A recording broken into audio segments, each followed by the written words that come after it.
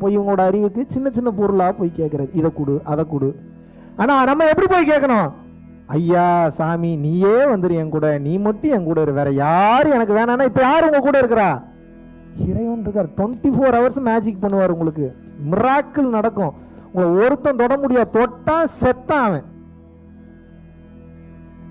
அதனாலதான் ஒரு கோட் கூட ரொம்ப அழகா எழுதுனாங்க. எப்படின்னா, don't mess up with spiritual people because you are not aware of the forces behind them. அப்படின்னா என்ன? எப்பவுமே ஆன்மீகத்தில் இருக்கக்கூடியவங்கிட்ட பகையே வச்சுக்காத. ஏன் வச்சுக்க கூடாது? அவன் என்ன நிலையில இருக்கான், உள்ளுக்குள்ள என்ன உள்வளர்ச்சி அடைஞ்சிருக்கான்னு உங்களுக்கு தெரியாது. அவன் மேல கையை வச்சிங்க, பெருமாளே இறங்கி கூட்டு வந்தாலும் கூட்டு வந்துருவான் அவன். பாருங்க வேணே இப்ப என்னெல்லாம் பேசுறான். அவர் வந்துருவாரு. அவர் உண்மையான அன்பு இருக்குமோ வரமாட்டாரா? பெருமாள் வரமாட்டாரா? சிவபெருமான் வரமாட்டாரா? எவன்டா என் புள்ள மேல கை வச்சுன்னு இறந்து ரசிப்பாங்க. அதெல்லாம் அவங்க என்ன பண்ணுவாங்க?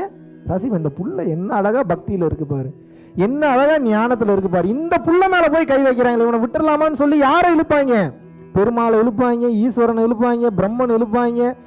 ரொம்ப அவசியமா இருந்ததுன்னா இவங்களே முடிச்சிருவாங்க இருக்கக்கூடிய சம்பவத்தை. இவங்களெல்லாம் ஒரு பிரச்சனையை முடிக்க முடியலன்னா எப்படி?